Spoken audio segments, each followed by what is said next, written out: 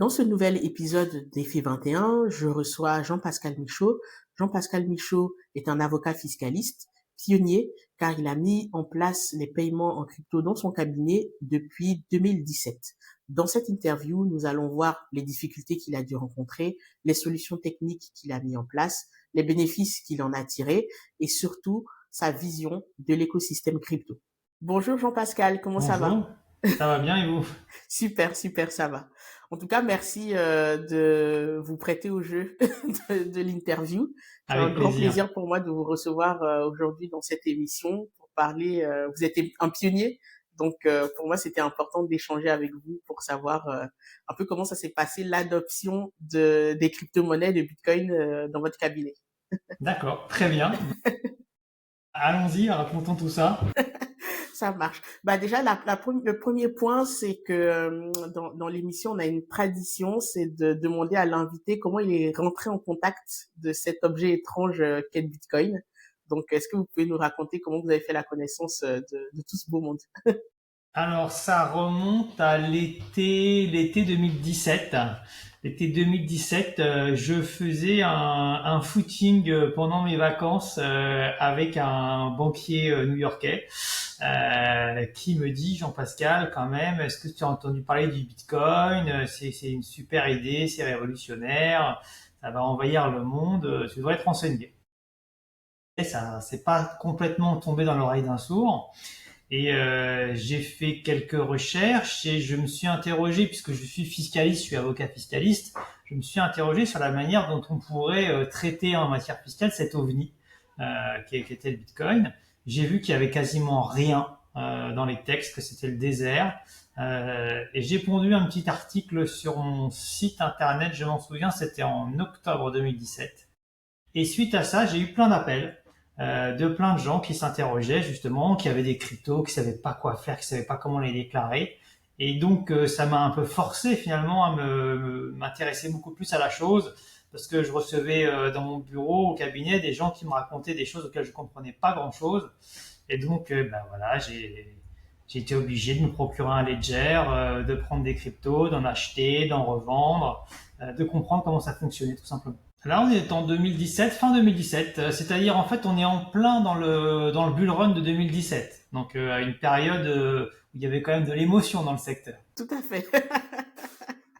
Donc, effectivement, vous avez dû avoir pas mal de monde un peu euphorique pour vous demander plein de Voilà, des gens conseils. euphoriques, des gens perdus, des gens aussi qui étaient, je me souviens de gens qui étaient terrifiés parce que c'était parfois des gens jeunes qui avaient jamais eu de beaucoup d'argent et d'un coup ils se retrouvaient avec parfois quelques millions d'euros virtuels sans trop savoir ni comment les réaliser, ni quels impôts ils allaient payer et ça les inquiétait beaucoup en fait.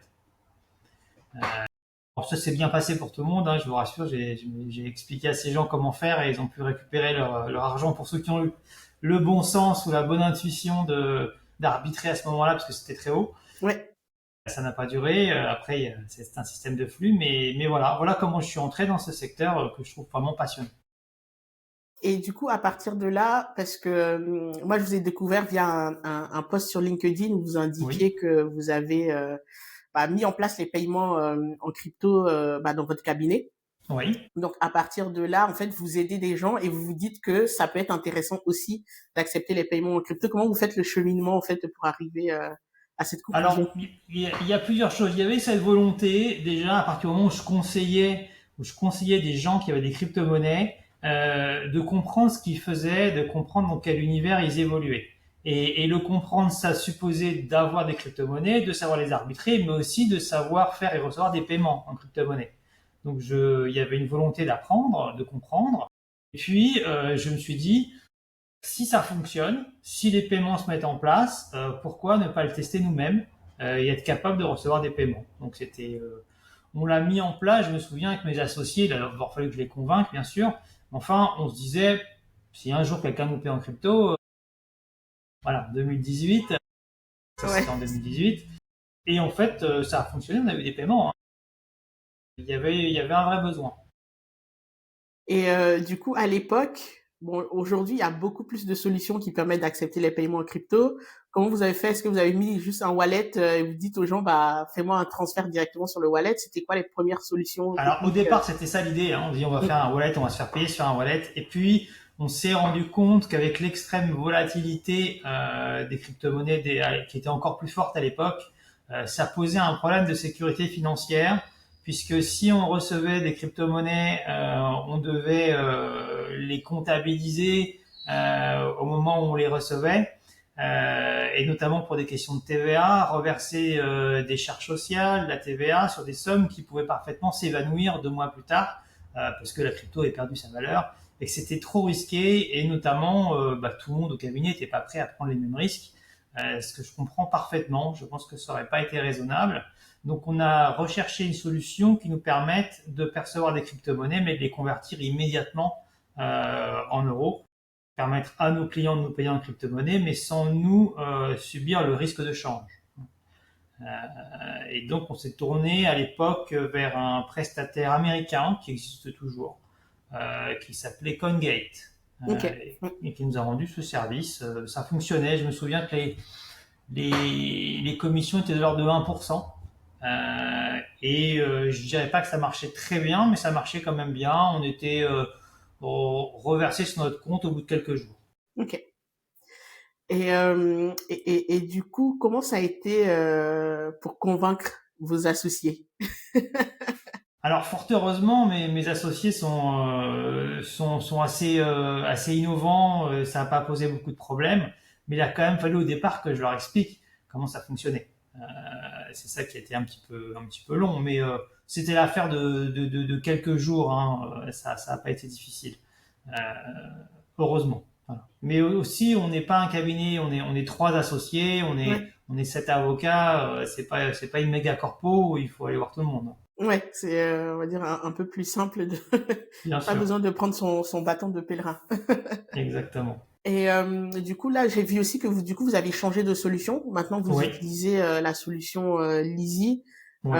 Comment s'est fait la bascule? C'était pas trop compliqué de changer d'une solution à une autre? Alors, c'est toujours compliqué une fois qu'on a mis en place quelque chose de revenir dessus, hein. Il y a eu 2 phénomènes qui ont conduit à ça.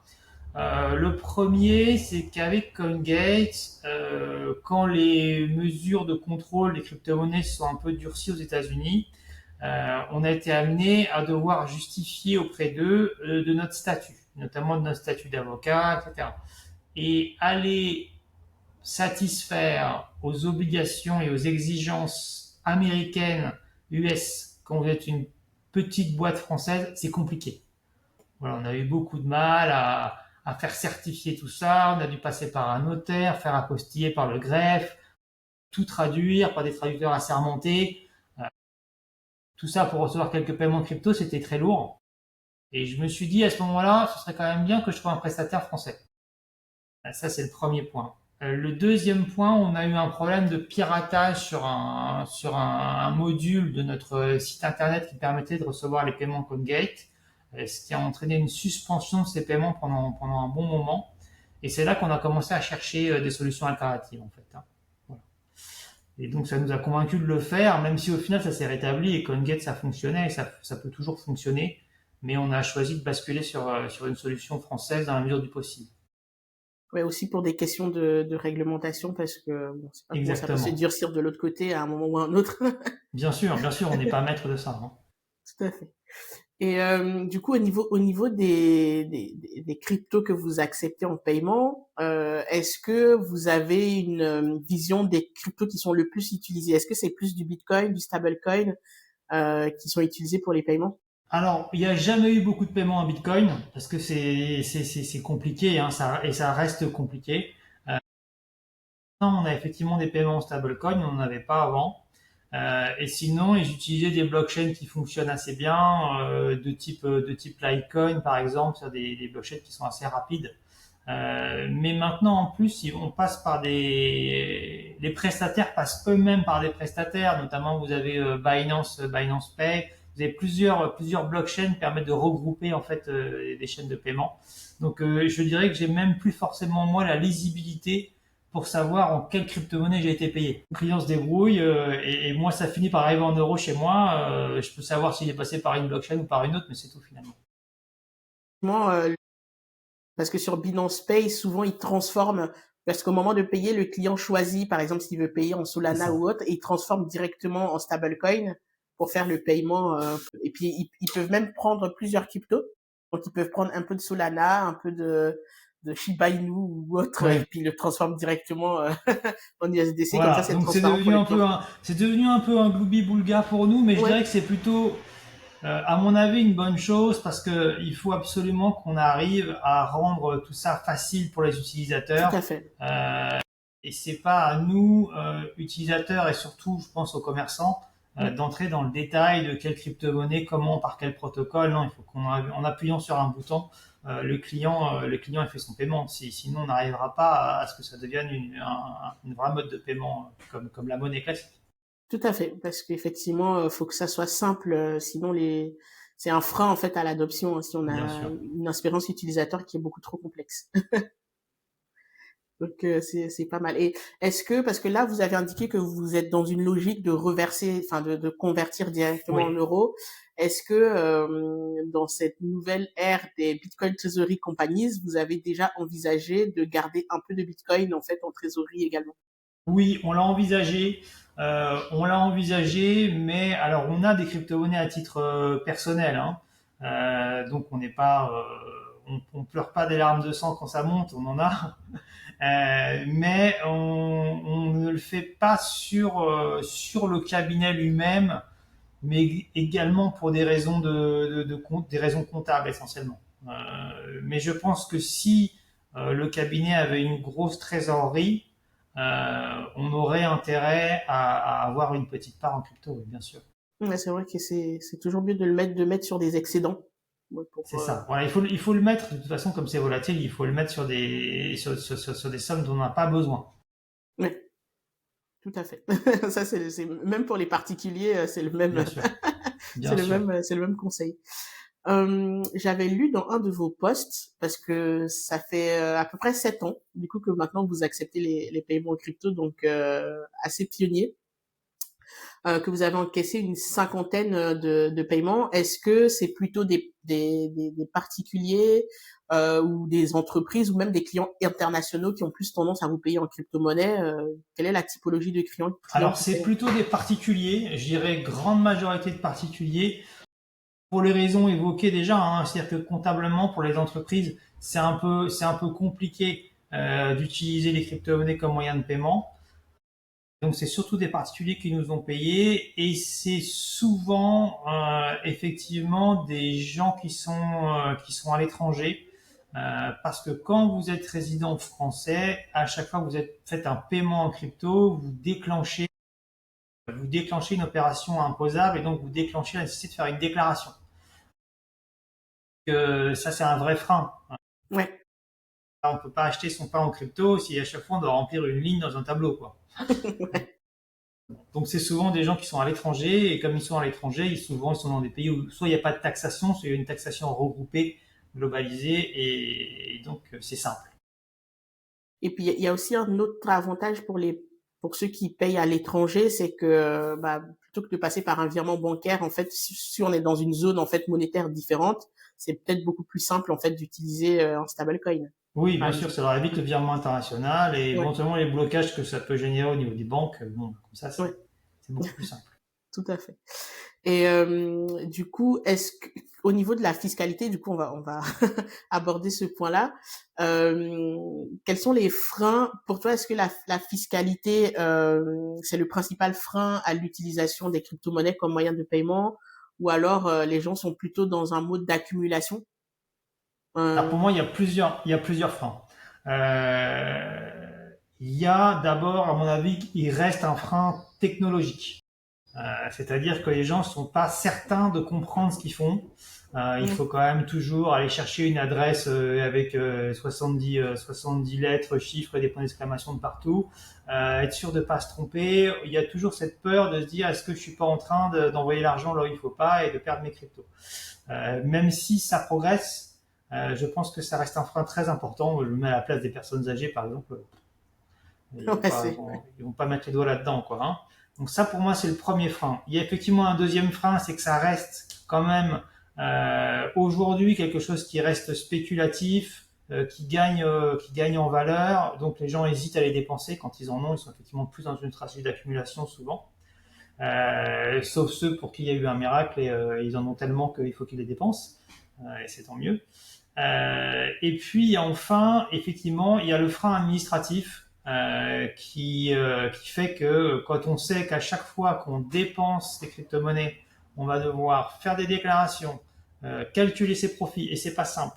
oui, Éventuellement devoir recourir à un intermédiaire pour le faire correctement, et puis devoir aussi annoncer le total de ces crypto-monnaies, ce qui est jamais très agréable, alors on doit le faire en matière fiscale en France. Ça, c'est des freins qui sont importants en paiement, à mon avis. ouais. Effectivement, ça peut être vite décourageant.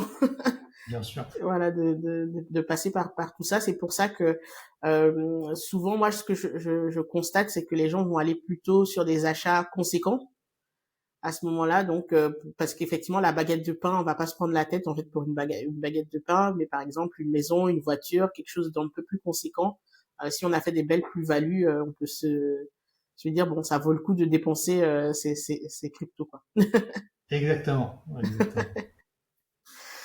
Et du coup, est-ce que vous avez aussi une vision de la fiscalité dans les autres pays? Comment c'est, si on devait comparer ça à la France, est-ce que vous diriez que niveau fiscal en France, on est un peu en retard sur le traitement des cryptos ou comment vous comparez un peu le contexte fiscal français à d'autres pays, par exemple? La fiscalité française, elle souffre, je dirais, des maux qui sont propres à l'administration française, à notre bureaucratie. C'est-à-dire que c'est pas que ce soit particulièrement défavorable, mais c'est compliqué. C'est lourd. C'est la lourdeur, cette volonté de trop bien faire qui fait qu'on aboutit à quelque chose de lourd et de désagréable à utiliser. On a une grande particularité en France qui est très intéressante pour les gens qui ont des crypto-monnaies, c'est qu'on ne taxe pas les opérations intermédiaires. Quand vous basculez d'une crypto à une autre en France, en tant que particulier, vous n'êtes pas taxé. Donc ça, il y a beaucoup de pays où c'est pas le cas. Donc ça, c'est un grand avantage de la France. On a un deuxième avantage, c'est qu'on est quand même sur une flat tax. Alors les 30%, c'est assez élevé sur les profits, mais au moins c'est un chiffre qui est clair. Donc on Ouais, a un peu une visibilité sur ce qu'on va payer. Donc ça, ce sont les qualités du système français. Les défauts, c'est l'extrême lourdeur, parce que chaque opération doit être déclarée. Il suffit de prendre le formulaire, vous verrez que c'est un tableau. Dès que vous en êtes à votre troisième opération, vous savez plus comment faire. Donc ça c'est catastrophique. Et puis il y a un autre problème en France, c'est cette volonté de tout savoir qui fait que quand vous déclarez vos gains sur crypto-monnaie, vous devez le faire sur la globalité de votre portefeuille ouais, et donc vous devez révéler la totalité de vos cryptos sur tous vos portefeuilles mondiaux. Et ça, quand même, à la base, les gens qui sont rentrés dans la crypto, c'était justement pour se mettre à l'abri des banques, mais aussi pour se mettre à l'abri des États et pour garder un peu la main sur leur patrimoine. Et donc, il y a beaucoup de gens qui ont beaucoup de crypto-monnaies qui n'ont pas du tout envie de faire cette déclaration et qui donc, ça, c'est un vrai frein pour faire une opération taxable en France. ouais. Effectivement, cette obligation de déclarer tout le portefeuille et l'impact en fait d'une vente sur l'ensemble du portefeuille est assez lourd, surtout que Bien sûr. quand on débute souvent en crypto, bah, on en a de partout, donc Ben oui, et puis on peut plus tracer d'où ouais, ça vient, combien ça nous a coûté, c'est toute une histoire. ouais. Et en plus, je sais plus comment ça se passe quand on rajoute, parce qu'avec tout ce qui est stacking, par exemple, bon, d'autres de la finance décentralisée, etc., ça rend les choses encore plus compliquées.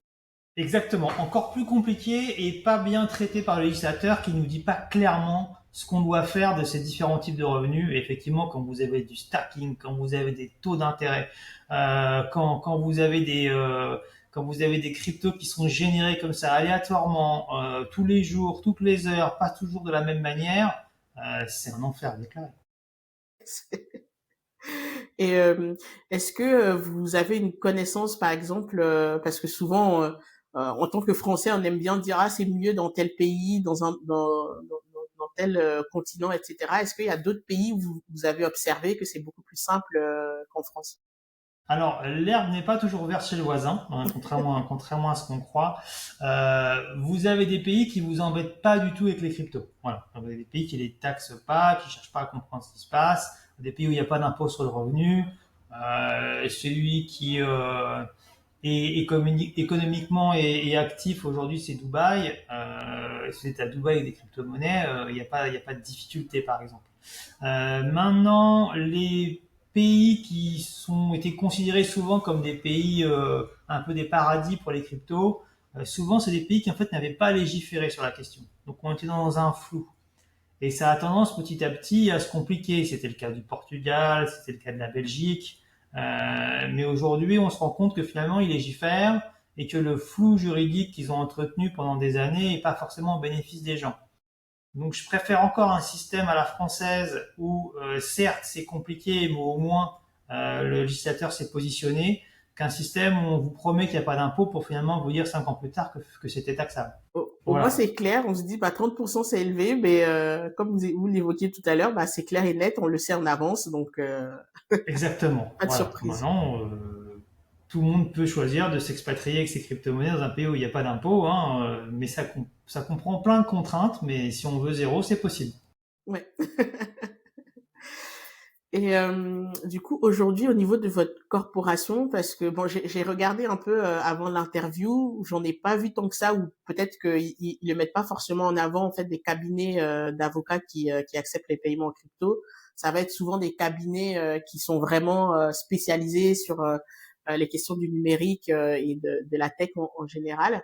Et est-ce que vous, à votre niveau, en discutant avec vos collègues, vous avez l'impression qu'ils commencent à s'intéresser à ce sujet-là de plus en plus? Comment votre corporation voit les cryptos? Alors moi, je pense que ma corporation, elle l'a vu de manière assez frileuse. C'est peut-être pas directement lié aux avocats eux-mêmes, mais c'est d'abord lié aux banques. C'est-à-dire que pendant très longtemps, et c'est encore vrai, les banques ont été très hostiles aux crypto-monnaies et elles ont fermé des comptes bancaires du simple fait qu'il y avait usage de crypto-monnaies. Et ça, c'est un vrai frein pour les professions, je dirais, établies, quand vous êtes avocat, mais également, je ne sais pas si vous êtes notaire, si vous êtes huissier, si votre banque vous ferme votre compte, vous balance un signalement de fin, c'est une catastrophe. Donc ça a vraiment été, à mon avis, un frein important pour que beaucoup de cabinets se disent, oh là, touche pas à ça. Voilà. On verra plus tard. À mon avis, ça change pour deux raisons. D'abord parce que le temps passe et que les jeunes avocats sont évidemment beaucoup plus ouverts à ça. Et au fur et à mesure du temps, bah, ils vieillissent, ils prennent des responsabilités dans les cabinets et ils peuvent avoir une impulsion là-dessus. Et puis aussi parce qu'on a quand même une acceptation des crypto-monnaies par les grands milieux financiers. Et de bonne chance, je pense, à assez court terme maintenant que les banques arrêtent à faire des blocages là-dessus. Donc je suis optimiste, mais pour l'instant c'est pas fait. Effectivement, on a encore très peu accepté les paiements en crypto. Puis surtout au niveau des banques, là, on a quand même constaté un shift, hein, c'est que même des grandes banques qui étaient fermées au sujet aujourd'hui proposent même de l'achat et revente de crypto-monnaies via des filiales, certes, mais en tout cas, c'est moins compliqué C'est qu'avant. ça. En fait, elles ont tenu un double langage. D'un côté, elles disaient on veut pas que nos clients touchent à ça, mais d'un autre, elles ont fait plusieurs expériences pilotes. Elles ont monté des filiales et on sent bien que ça va se rejoindre tout ça. Ça fait effectivement une convergence entre les deux. Et puis, c'est là que, bon, je ne sais pas ce que vous en pensez, je pense que les avocats ou les professions établies au sens large, comme les notaires, les experts comptables et tout ça, auront une carte à jouer pour proposer et attirer les clients qui auront des crypto-monnaies dans leur Bien sûr, patrimoine ou dans leurs transactions. bien sûr, parce qu'on en connaît beaucoup maintenant. Enfin, moi, j'en connais beaucoup. Et est-ce que, du coup, dans votre cabinet, quelle est votre typologie de clients au sens large? Est-ce que du fait que vous avez été pionnier aujourd'hui, vous attirez de plus en plus de clients en crypto-monnaie ou ça reste encore à la marge les entreprises crypto qui viennent vous voir pour vous demander conseil ou les particuliers? Alors c'est assez, en fait c'est cyclique. C'est cyclique. Comme les crypto-monnaies sont cycliques ou en tout cas l'ont été jusqu'à présent, Vous avez vraiment des périodes où ça monte, ce qu'on appelle les bull market, et vous avez plein de gens qui se retrouvent avec des sommes importantes, des gains importants, qui se posent des questions et qui viennent nous voir. Et vous avez 2 ans après des périodes de bear market où tout ça vaut plus grand chose. Et donc on n'a pas le téléphone sonne pas pour les cryptos ou peu quoi. Donc ce cyclisme il reste réel, c'est-à-dire qu'on a eu beaucoup de clients en 2018, on en a eu beaucoup en 2021, et là on en a pas mal en ce moment. Voilà. Ensuite, ça reste beaucoup des particuliers. Les entreprises françaises, à mon avis, touchent pas beaucoup à la crypto encore. Elles touchent pas beaucoup à la crypto et celles qui touchent souvent font ça à l'étranger. Ok. C'est peu de boîtes françaises, ou en tout cas, elles touchent pas beaucoup mon cabinet. J'en ai quelques-unes, hein, mais c'est pas majeur. Donc mon sentiment moi, c'est que ça reste encore très cyclique, pardon. Par contre, ces clients qui sont venus vers nous par la crypto-monnaie restent pour nous des clients sur les autres aspects de leur fiscalité patrimoniale. Donc, et ça, c'est sûr, pour le coup, c'est pas cyclique, c'est permanent. Pour nous, au-delà de l'intérêt, j'ai envie de dire intellectuel que ça représentait, d'essayer de comprendre comment faire fonctionner tout ça, ça représente un vrai gain de chiffre d'affaires également. Donc, par ce prisme-là, vous diriez que cette stratégie, au final, elle a été gagnante, en fait, de vous positionner assez en amont sur le sujet. Donc, est-ce que ça, enfin, vous le disiez même déjà, hein, c'est que ça vous a permis d'attirer des clients qui finalement sont restés. Donc, est-ce que c'est quelque chose que vous préconiserez, par exemple, à d'autres cabinets Oui, oui. Alors, oui, je le préconise. Maintenant, il faut bien comprendre que faut jamais être trop en avance. Nous, on était très en avance. On y a consacré beaucoup de temps. On a eu des clients, mais on n'a pas eu énormément parce qu'il n'y en avait pas énormément à l'époque. Aujourd'hui, bien sûr, il y en a beaucoup plus. Mais aujourd'hui, vous avez les grosses machines qui se sont mises en route. Et quand vous arrivez maintenant sur la crypto, vous vous retrouvez en concurrence avec des grands cabinets internationaux qui ont des milliers d'avocats et qui ont tout en place pour ça. Donc c'est vraiment un travail de niche. Je pense que ça vaut le coup de s'y mettre, que ça vaut le coup de l'accepter, d'accepter les paiements, que ça vaut le coup de rechercher à chaque fois dans la matière que l'on pratique pour chaque avocat, en quoi ça peut se prêter aux crypto-monnaies et en quoi on peut apporter une expertise de niche là-dessus. Mais dans la globalité, j'ai envie de dire c'est presque trop tard. parce que ouais, les gros se sont déjà lancés. Donc, Exactement. du coup, finalement, c'était une bonne chose, même si vous disiez que faut pas arriver trop en avance. C'était une bonne chose d'arriver en fait en avance. Ça vous a quand même laissé le temps de bien construire la stratégie de votre cabinet autour de ce Oui, sujet. pour nous, oui. Mm. Pour nous, oui. Mais j'ai envie de dire qu'on a eu beaucoup de chance. On est vraiment arrivé à un moment, bon bah, c'était quand même pas évident de prévoir que ce truc allait marcher aussi fort. Ouais, Tant mieux pour nous. c'est clair. C'est personne ne pouvait le prévoir. C'est sûr que même dans l'écosystème, certains sont, je pense, un peu surpris de la tournure Voilà, des. nous on se disait c'est une super idée, ça posait des très bonnes questions juridiques, on va s'y intéresser, mais on n'a jamais pensé que ça se passerait comme ça. Et du coup, dans l'adoption, si vous deviez refaire tout depuis le début, est-ce qu'il y a des choses que vous feriez différemment ou des choses où au contraire vous dites bah, heureusement qu'on a fait comme ça, quels sont on va dire les plus et les moins en fait dans votre processus d'adoption? Alors, si j'avais la science infuse et que je pouvais revenir en arrière, évidemment, je mettrais tout sur un wallet et je garderais toutes les crypto-monnaies. Voilà. Et celles qui se sont écroulées, ben, je les échangerai contre celles qui ont explosé. C'est ça. Sauf que, voilà, ça c'est pas possible. Je pense à l'inverse qu'on a très bien fait de pas faire ça parce que on pouvait pas prévoir que ça marcherait aussi fort. Et il y a une telle volatilité que je pense qu'il y a beaucoup de paiements en crypto-monnaie qu'on aurait accepté, crypto-monnaie qui n'existe plus maintenant. Et on n'aurait pas fait forcément les bons arbitrages parce que c'est une chose d'être un bon juriste, c'est une autre d'être un bon trader, ce qui n'est pas mon Oui. cas. Voilà. Je pense que c'était difficile de faire beaucoup mieux là-dessus. Alors peut-être communiquer davantage, ça oui. Mais bon, c'est jamais évident. Non, franchement, je pense qu'on s'est pas trop mal débrouillé avec les moyens qu'on avait.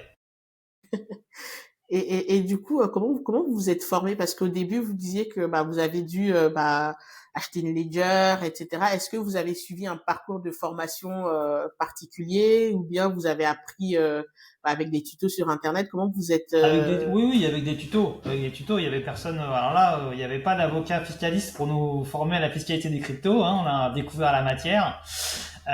Et il n'y avait pas non plus de gens pour nous expliquer comment faire pour accepter les paiements, etc., les recevoir. Donc là-dessus, vraiment, j'ai fait comme tout le monde. Je suis allé sur Internet, j'ai regardé les principaux prestataires. Il y avait Ledger en France, j'ai acheté un Ledger. Les grosses plateformes à l'époque, c'était Coinbase et Kraken. J'ai ouvert deux comptes. J'ai fait des échanges des uns vers les autres pour comprendre combien de temps ça prenait. Et quand quelqu'un me disait, voilà, là j'ai fait un call, j'ai pris un levier, j'ai fait x10 sur cette crypto et ça a fait tant, bah, moi je comprenais ce qu'il me disait, voilà. Ouais, c'est clair. Bah, en plus, je trouve que bah, il y a pas mal de contenu. Bon, la plupart sont anglophones, mais il y a aussi du bon contenu francophone sur les crypto-monnaies au sens général, sur Bitcoin en particulier. Donc, effectivement, il y a de quoi se former tout seul sur. Bien sûr, il y a de quoi, hein. Alors à l'époque, c'était surtout des forums où on pouvait Ok. trouver beaucoup d'informations. Aujourd'hui, il y a des Discord, effectivement, il y a beaucoup de sites internet qui sont très complets. On n'a plus d'excuses, hein. Si on C'est veut ça. comprendre comment ça marche, on a tout à disposition. Et est-ce que vous, pour en revenir à votre corporation, est-ce que vous êtes souvent sollicité par d'autres pour les aider? Est-ce que c'est des choses que vous faites d'aider d'autres cabinets en fait qui voudraient s'inspirer de vous? Alors non, non, non. C'est vrai qu'on se parle pas beaucoup entre cabinets d'avocats, hein, mais bien sûr qu'on le ferait volontiers s'il y a des confrères qui veulent nous contacter pour savoir comment on a fait et qu'on leur donne notre avis, notre retour. Mais c'est vrai que c'est pas quelque chose qu'on a mis en place. On pourrait faire une formation pour les confrères là-dessus, hein. Je pense que en 2-3 heures, on pourrait quand même apporter pas mal de connaissances. Ouais. Et puis surtout avec le côté fiscalité, qui Oui. je pense vraiment souvent pêche parce que même en étant du domaine et puis en ayant une bonne connaissance technique des cryptos, la fiscalité c'est un autre sujet. Donc effectivement, avoir de l'aide d'un confrère avec les mêmes éléments de langage, ça peut être plus pertinent des fois. Bien sûr, bien sûr. Tout à fait. J'arrive un peu à la fin des questions. J'en avais une que je tenais absolument à vous poser, c'est est-ce que du coup avec tout ça vous vous êtes rapproché un peu du milieu des cryptos? Est-ce que vous participez à des événements crypto, voilà par exemple des meet-up ou ce type d'événements en fait? Oui, alors pas au quotidien parce que on a entre guillemets, je veux dire, on n'a pas que ça à faire et puis on n'est pas non plus, on a rien à vendre, on n'est pas des prestataires à Hum, proprement hum, hum. parler, ni des grands techniciens. Mais oui, on a participé à certains événements, on en suit quelques-uns. Il y a des acteurs du milieu qu'on connaît, qui parfois nous interrogent. On a été membre de l'ADAN, la DAN, Ouais. qui est une grosse association de promotion des crypto-monnaies pendant quelques Hum. années. On avait d'ailleurs participé à l'élaboration de quelques modifications législatives, hein, sur les crypto-monnaies quand le système a été refondu. On avait été consulté et il y a certaines des propositions qu'on avait faites qui ont été retenues d'ailleurs. Donc on n'est pas inactif dans le secteur, Ok. mais on n'y consacre pas non plus. Voilà, on ne fait pas que de la fiscalité des crypto-monnaies au cabinet, on fait de la fiscalité en général. Mais oui, oui, on connaît le secteur et c'est d'ailleurs, je trouve quand même en France, un secteur qui est passionnant, qui est intéressant. Il y a beaucoup d'acteurs, beaucoup de gens qui sont jeunes, qui sont motivés. Il faut y aller. Tout à fait, effectivement, c'est super passionnant. Du coup, de votre fenêtre, comment vous voyez l'évolution de ce secteur? C'est vrai que quand on discute avec pas mal de personnes, ce qui en ressort, c'est que c'est difficile à cause de la réglementation, d'innover, c'est compliqué. Enfin, niveau fiscal, on en parlait tout à l'heure. Quelles sont vos projections? Vous n'avez pas de boule de cristal, hein, mais vos Non, non, non. projections. Comment vous voyez évoluer ce secteur-là et puis les difficultés auxquelles il doit faire face dans les prochaines années? J'ai peur que, comme souvent en France, On a beaucoup d'idées, on a beaucoup de gens qui sont très compétents, qui montent des bons projets, et je pense que ça va continuer. Mais régulièrement, il n'y a pas de financement. Il n'y a pas de financement. Donc, ils se font financer quand le projet est prometteur par des capitaux étrangers, souvent américains. Et ça entraîne des rachats de sociétés par des boîtes américaines. Et je pense que ça va continuer comme ça. C'est-à-dire qu'il va continuer à y avoir en France des bons projets qui vont naître, qui vont se développer et qui vont être revendus à l'étranger avant d'avoir explosé. Sauf à ce que nos politiques s'intéressent réellement au problème, on ne sait jamais. Hein. Mais voilà, ça va faire comme pour l'informatique en général. Hein, les Apple et les Microsoft, ce sera pas français, alors qu'on avait la capacité de le faire et qu'on a la capacité de le faire. Tout à fait.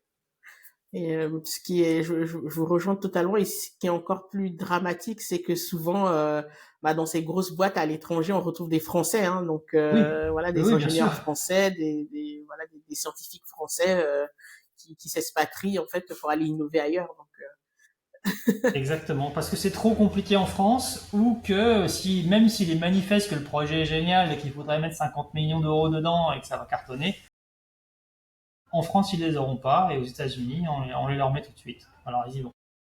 tout à fait. Puis ils ont une culture différente du risque, les Américains. C'est ça. Et ça paye. Ouais, c'est ça.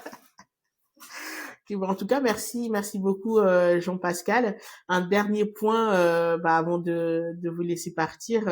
Si vous aviez des conseils à donner à, par exemple, un de vos confrères qui regarde cette interview et qui hésite encore, qu'est-ce que vous lui donnerez comme conseil?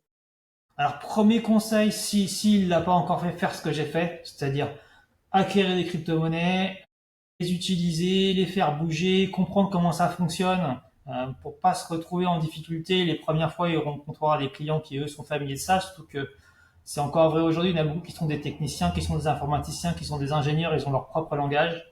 Donc ça, c'est important. Ensuite, bien individualiser les paiements en crypto-monnaie du reste de la compta, ça c'est essentiel. Pas tout mélanger. Et enfin, et ça c'est un conseil vraiment d'avocat, regardez dans sa matière, dans sa spécialité, dans sa compétence, en quoi ça peut apporter quelque chose à l'écosystème crypto, avant de se présenter sur ce secteur-là. Et un troisième point, parce que vous l'avez dit, je me permets de le répéter, vous avez parlé de la communication. En tout cas, si on le fait, de communiquer pour se rendre visible.